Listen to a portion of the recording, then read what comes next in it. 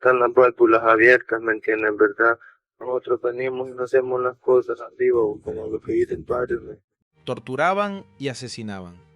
Esas dos palabras se han repetido una y otra vez dentro del Tribunal Sexto contra el Crimen Organizado de San Salvador, Juez 2, donde 486 cabecillas de la MS-13 estarían siendo juzgados en este momento por más de 47.000 delitos cometidos entre 2012 y 2022.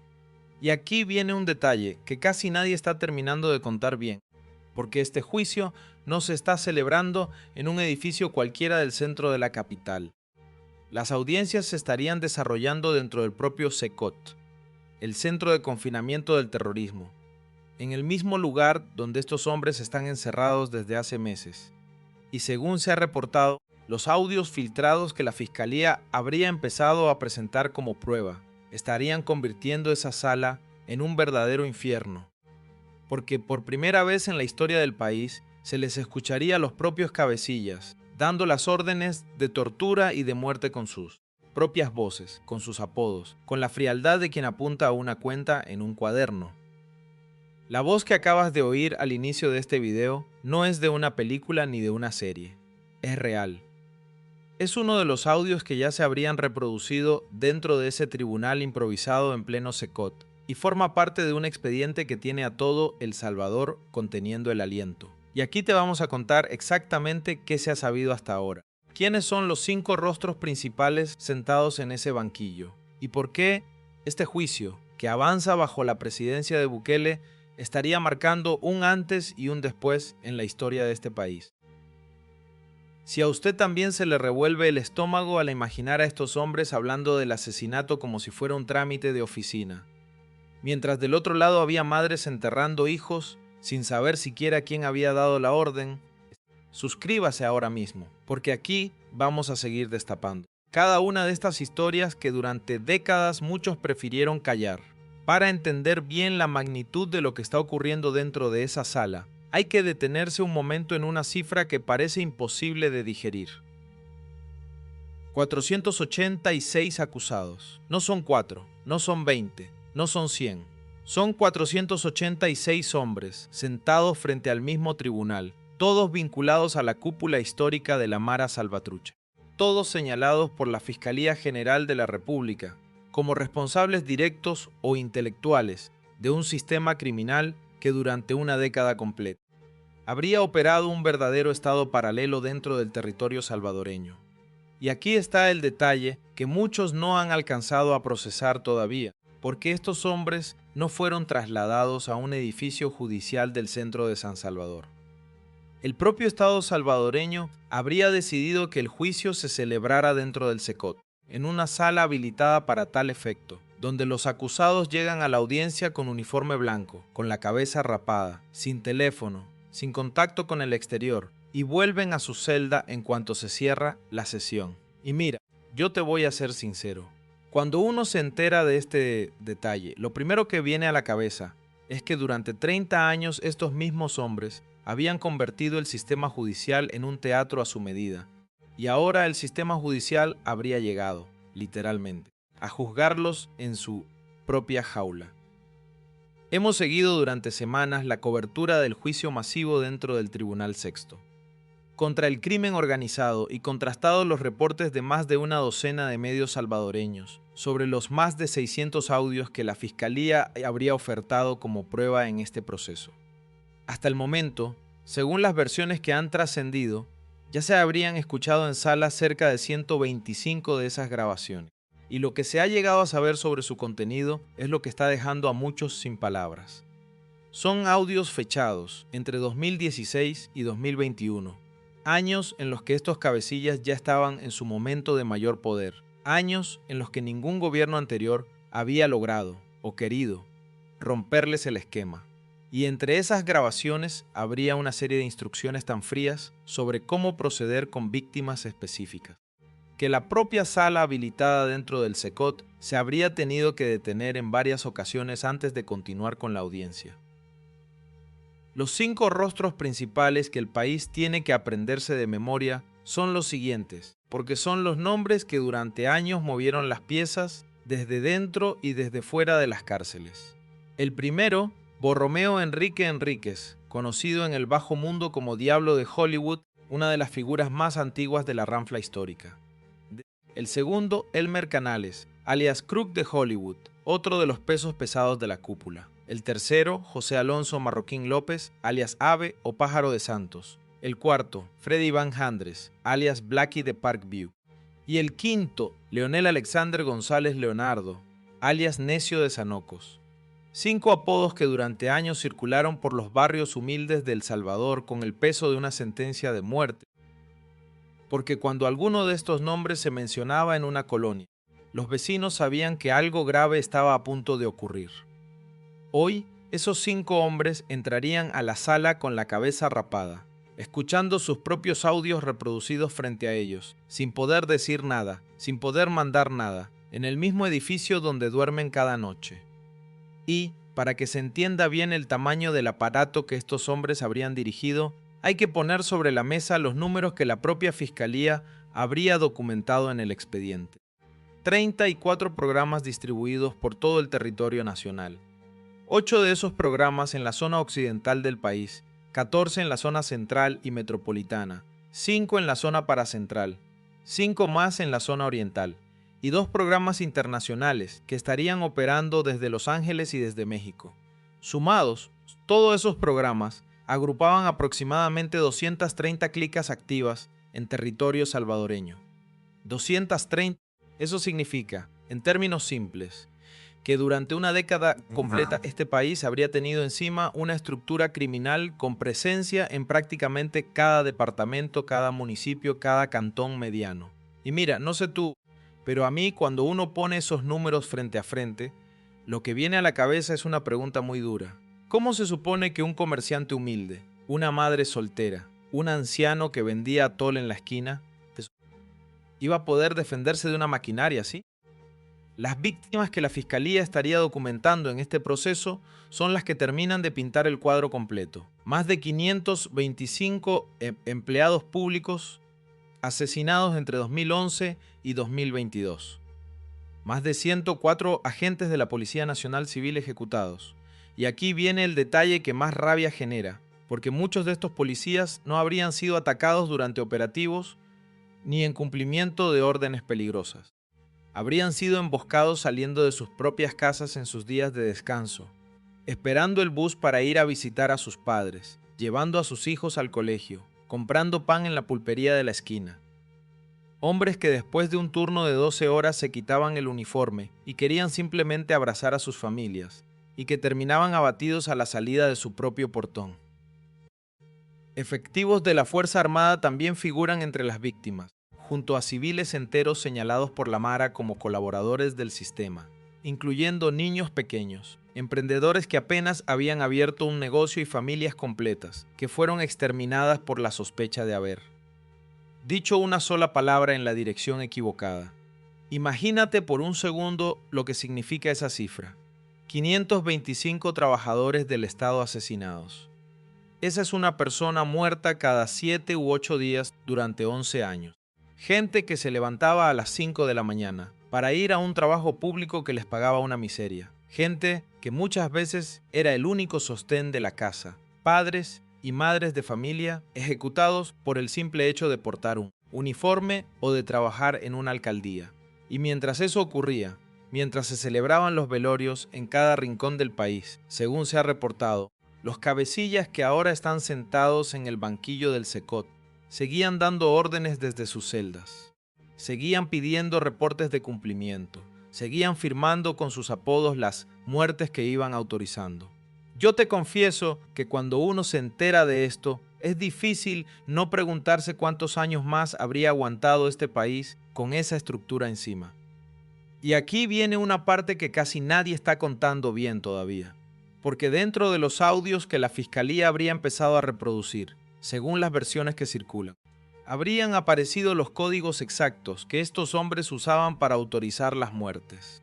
Esos códigos son lo que de verdad terminan de helar la sangre, porque revelarían el nivel de organización burocrática con el que estos cabecillas operaban. Según se ha reportado, dentro de la estructura de la MS-13 habrían existido 2 modalidades oficiales para ejecutar a una víctima, ambas con autorización obligatoria por escrito o por audio de los altos mandos antes de proceder.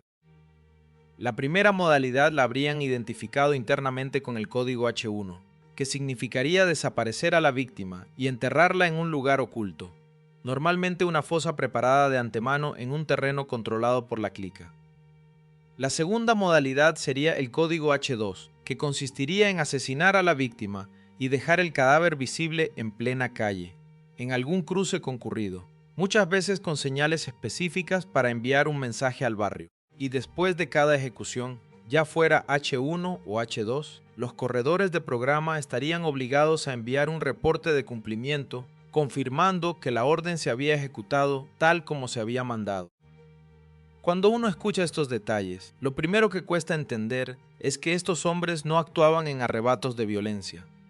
No eran criminales improvisados que mataban en una pelea de bar. Eran una estructura empresarial de la muerte, con organigramas, con códigos, con reportes, con archivos. Decidían a quién matar en una reunión. Autorizaban la ejecución desde arriba, ejecutaban abajo y archivaban el resultado como quien cierra una factura del mes. Las versiones que han trascendido sobre los audios coinciden en algo que pone los pelos de punta.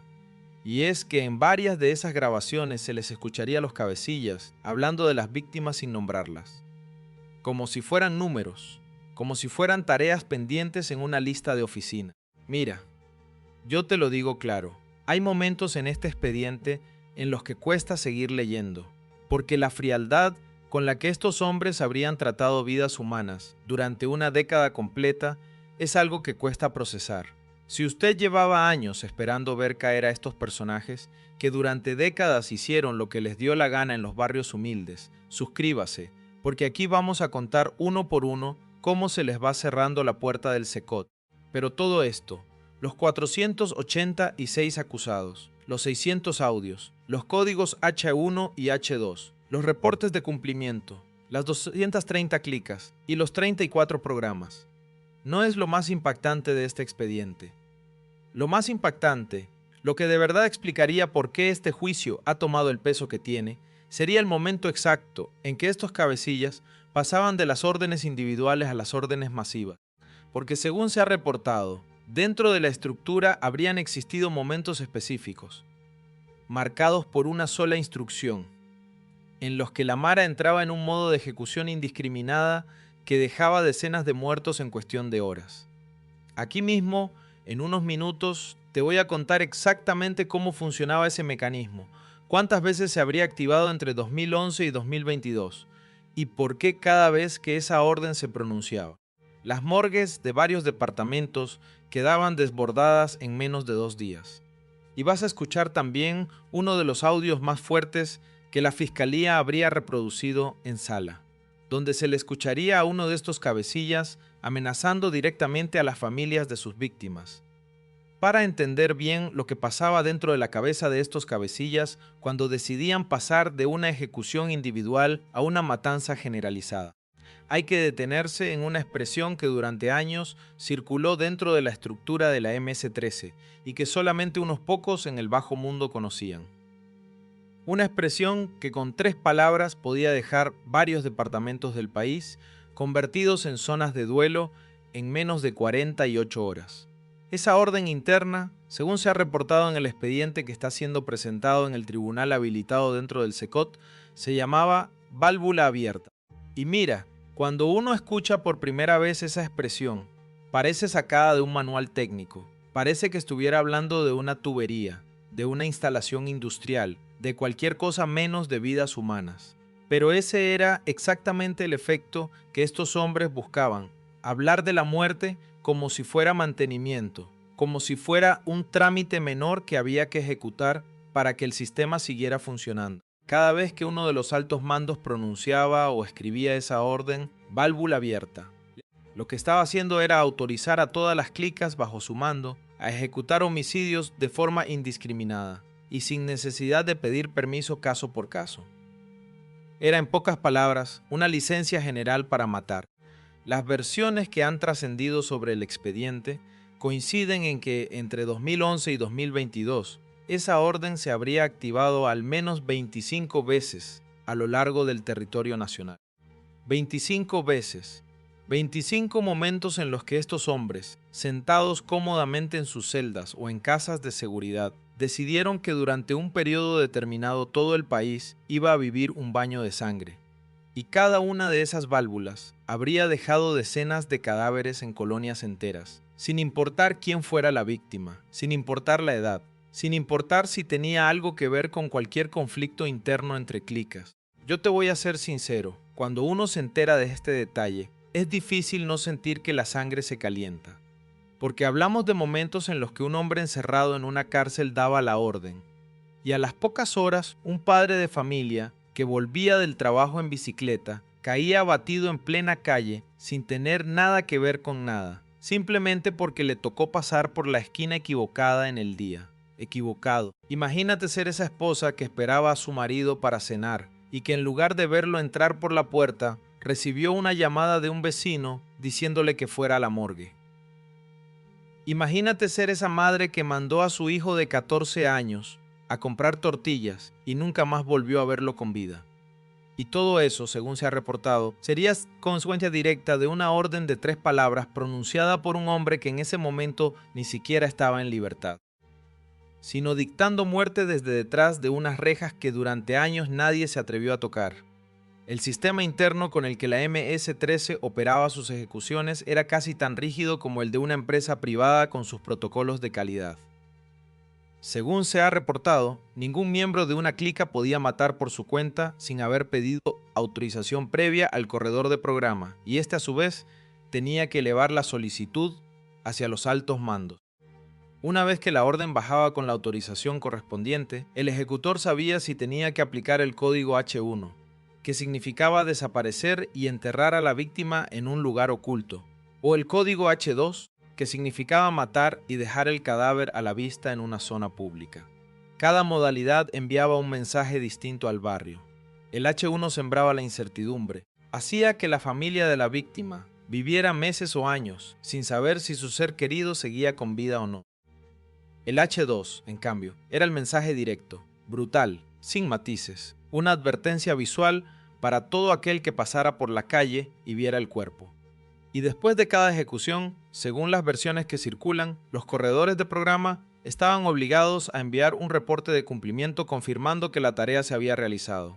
Ese reporte de cumplimiento es uno de los detalles que más rabia genera de todo el expediente, porque significa que estos hombres no solo ordenaban matar, sino que llevaban contabilidad de las muertes, llevaban un archivo, llevaban registros. Cada vida humana extinguida pasaba por un trámite burocrático y al final del día alguien revisaba si todas las órdenes del mes se habían ejecutado correctamente, como quien revisa un inventario de mercadería.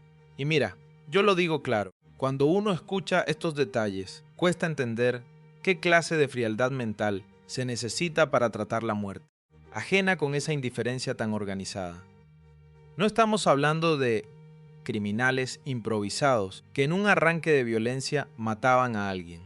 Estamos hablando de hombres que se levantaban por la mañana, revisaban los reportes del día anterior, autorizaban nuevas ejecuciones y se iban a dormir tranquilos sabiendo que su empresa de la muerte había cumplido con sus metas. Pero la maquinaria no terminaba ahí, porque además del control sobre las muertes, estos cabecillas habrían operado un control casi total sobre la vida cotidiana de las comunidades bajo su dominio. Hay un caso documentado en el expediente que pone los pelos de punta, y es el de la comunidad San José del Pino, en Santa Tecla, que durante años habría funcionado como una especie de territorio soberano de la MS-13 dentro de El Salvador.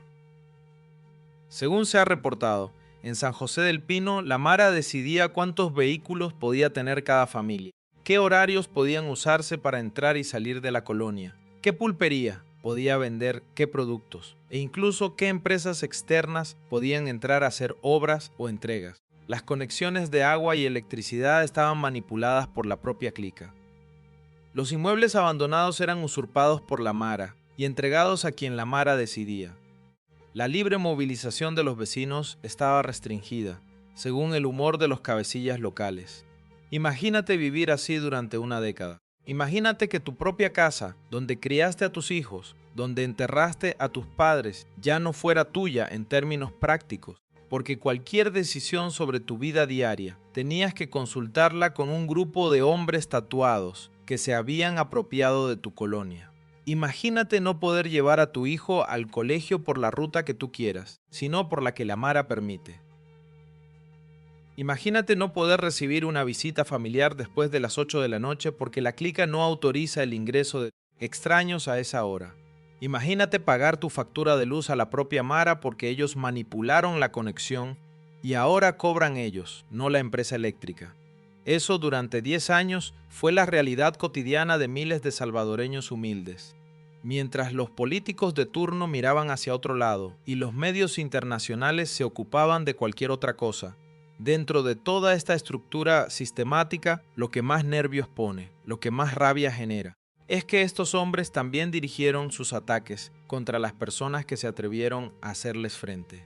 Más de 525 empleados públicos asesinados entre 2011 y 2022, ya lo dijimos. Más de 104 agentes de la Policía Nacional Civil ejecutados, muchos de ellos en sus días libres, saliendo de sus casas, llevando a sus hijos a la escuela. Pero la cosa no se quedaba en la víctima directa, porque según se ha reportado, los cabecillas habrían dado órdenes específicas para que el mensaje le llegara también a las familias de los policías, a las esposas, a los hijos, a los padres ancianos. Y el siguiente audio que vas a escuchar, según las versiones que han circulado, sería precisamente uno de esos momentos en los que un cabecilla amenaza directamente al entorno familiar de un objetivo. Escúchalo tú mismo, porque las palabras que se le habrían escuchado decir no necesitan que yo te las explique. A la hora y en el lugar que menos te lo imagines, nosotros vamos a actuar. Yo no sé tú, pero a mí esa voz no se me va a borrar fácil. Vamos a reventarte el primer familiar que te veamos. Esa frase, dicha con esa frialdad, dicha con esa naturalidad, no es la frase de un hombre que improvisa. Es la frase de un hombre que ya ha hecho eso muchas veces antes, que sabe exactamente lo que está prometiendo, que ha visto el efecto que esa promesa produce en la cara del que la recibe. Y cuando uno entiende que detrás de esa voz hay decenas, cientos de policías que efectivamente perdieron a un hermano, a un padre, a un hijo, a una esposa, simplemente por portar un uniforme, lo que viene a la cabeza es una pregunta muy dura. ¿Cuánta gente honrada de este país tuvo que enterrar a alguien querido por culpa de hombres como este? Mientras estos hombres se reían desde sus celdas. Y aquí viene la parte que pocos esperaban. Porque mientras estos cabecillas pensaban que podían seguir operando desde dentro de las cárceles para siempre, alguien dio la orden de cortarles el oxígeno de raíz, y esa orden vino directamente del despacho presidencial. Esa orden, esa decisión, ese punto de quiebre en la historia reciente del país, vino de la mano de Bukele. Porque a diferencia de todos los gobiernos anteriores que habían preferido pactar, dialogar, hacerse los desentendidos o directamente facilitar la operación de la Mara desde dentro de las cárceles, este gobierno habría tomado la decisión de cortar de raíz toda comunicación, todo privilegio, toda capacidad operativa de los cabecillas. Y según se ha reportado, fue precisamente esa decisión la que habría permitido, con el paso de los meses, que la Fiscalía pudiera reunir las pruebas necesarias para construir el expediente que ahora se está presentando dentro del SECOT. Los 600 audios no aparecieron de la nada. Se obtuvieron porque alguien decidió que ya bastaba, que se acabó el cuento, que estos hombres no iban a seguir mandando ni un día más desde detrás de las rejas. Y a partir de ese momento, la maquinaria empezó a moverse en la dirección contraria, paciente, silenciosa, durante meses, hasta que llegó la madrugada en la que el operativo más grande contra la cúpula histórica de la MC-13 finalmente se puso en marcha. La madrugada en la que la cúpula histórica de la Mara Salvatrucha empezó a venirse abajo no tuvo nada de épica en su comienzo. No hubo grandes anuncios, no hubo cámaras esperando en la puerta, no hubo discursos previos.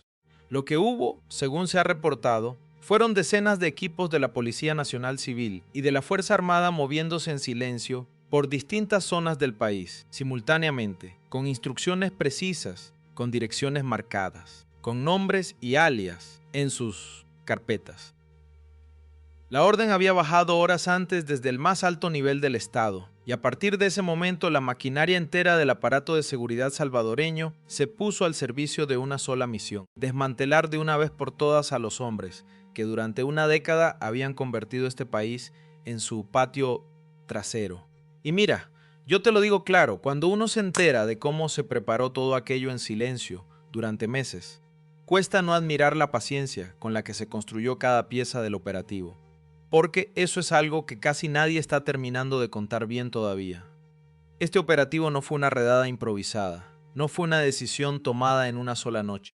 Fue, según las versiones que han trascendido, el resultado de meses de inteligencia previa, de cruces de información entre la Fiscalía, la Policía Nacional Civil y los centros penales del país, de seguimientos pacientes a comunicaciones internas, de identificación de cada uno de los corredores de programa, de cada uno de los miembros de la ranfla histórica.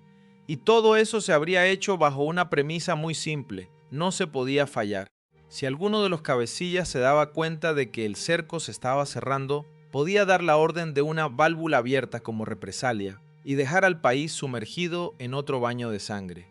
Por eso el operativo se habría planificado al milímetro, con simultaneidad absoluta, para que ninguno de los acusados tuviera ni siquiera la posibilidad de tomar el teléfono y avisar al de al lado. Y entonces, esa madrugada, cuando los relojes apenas pasaban de las 2 o las 3 de la mañana en distintas partes del territorio salvadoreño, las puertas empezaron a caer. Algunos de los cabecillas estaban en sus celdas dentro de centros penales antiguos. Otros estaban en casas de seguridad. Algunos pocos, los que aún se creían intocables, dormían en residencias propias en colonias de mediano nivel pensando que su poder era eterno. Pero todos, sin excepción, recibieron la misma visita esa madrugada. Hombres uniformados, fusiles en mano, instrucciones claras, esposas listas. Y en cuestión de pocas horas, los que durante años habían sido las voces que daban las órdenes, los que decidían quién vivía y quién moría, los que firmaban con sus apodos los reportes de cumplimiento, se vieron por primera vez en sus vidas en la posición opuesta. Sin teléfono, sin contacto con sus clicas, sin posibilidad de dar una sola orden más. Y el siguiente paso, el que iba a marcar el verdadero final de su poder, ya estaba esperándolos a pocos kilómetros de distancia, en un edificio que ningún cabecilla quería ni siquiera nombrar. Antes de continuar con lo que ocurrió en ese traslado, hay un detalle más que tienes que escuchar tú mismo, porque mientras todos estos operativos se preparaban en silencio, la arrogancia de estos hombres seguía intacta.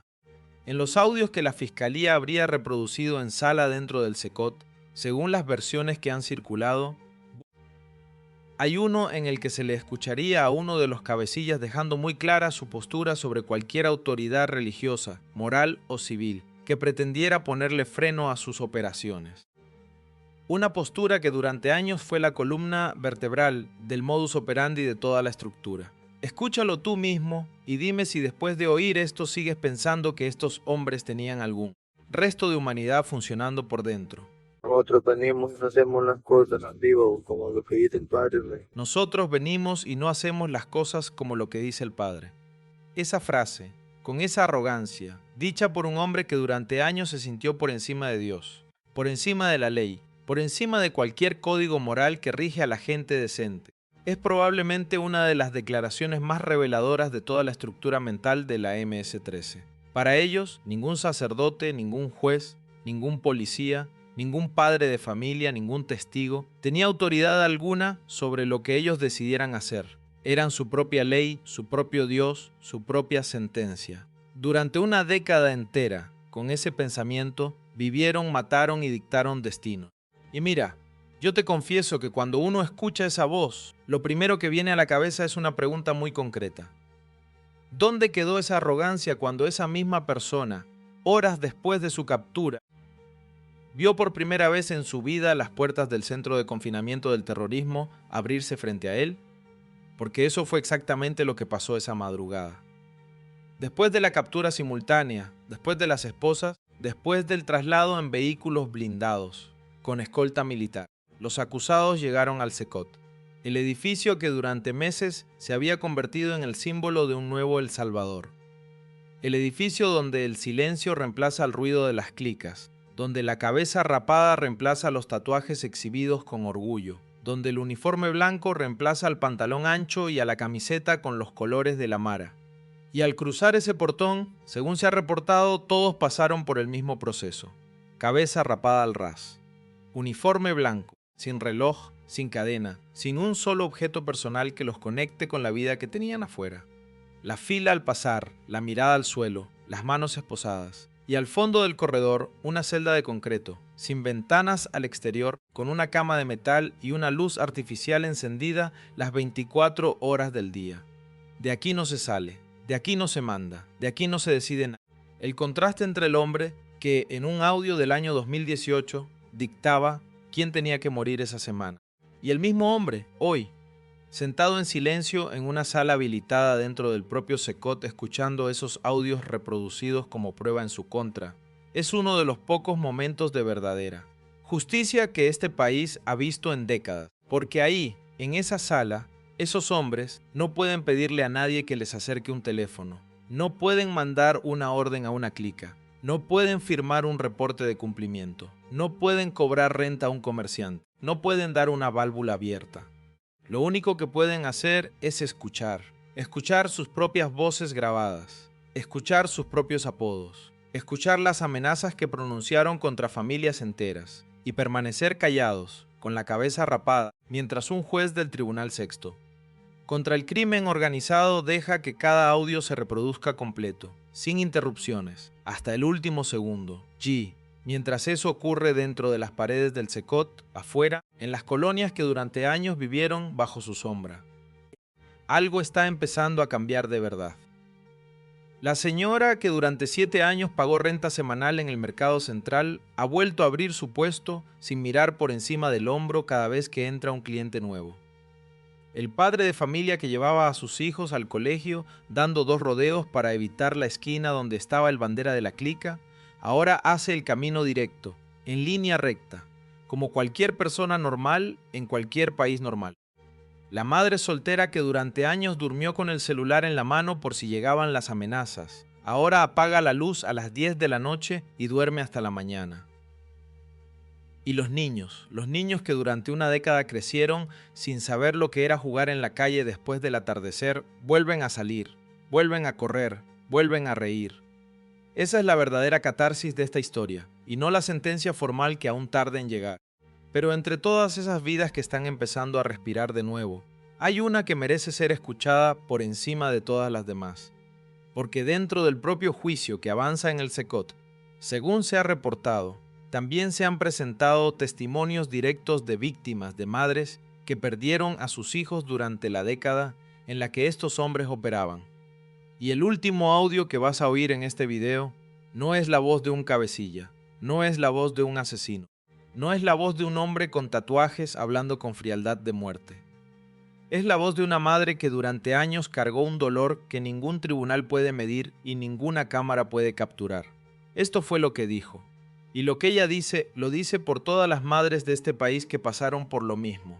Me quitaron mis hijos y ahora no sé qué hacer. Como madre, pues, es lo peor que puede ver y no creo que otra gente venga a opinar algo que no lo ha vivido. Mira, después de escuchar esa voz, no hay mucho que un narrador pueda agregar. Me quitaron mis hijos y ahora no sé qué hacer. Esa frase, dicha por una mujer que ya no tiene a quién criar, que ya no tiene a quién esperar a la salida del colegio, que ya no tiene a quién buscarle ropa nueva cuando empieza el frío, es la frase que de verdad explica por qué este juicio tiene el peso que tiene. Esos 525 empleados públicos, esos 104 policías, esos miles de civiles asesinados en la década negra de la MS-13, todos tenían una madre como ella. Todos dejaron una madre como ella. Y durante años, esas madres callaron, porque hablar significaba más muerte. Hoy, por primera vez en décadas, dentro del mismo edificio donde están encerrados los hombres que les arrebataron a sus hijos, esas madres pueden hablar. Y los acusados están obligados a escuchar. Esa, y no otra, es la justicia que durante 30 años este país estuvo esperando.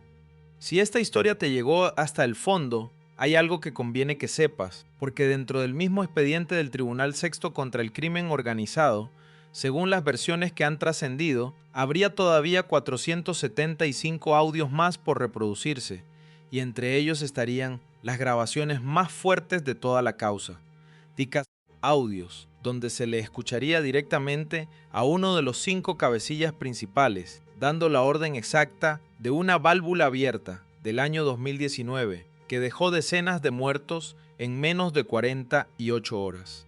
Esa grabación, junto con los testimonios de otras madres que estarían programadas para declarar en las próximas audiencias, podría cambiar por completo la dimensión que este juicio ha tomado hasta el momento.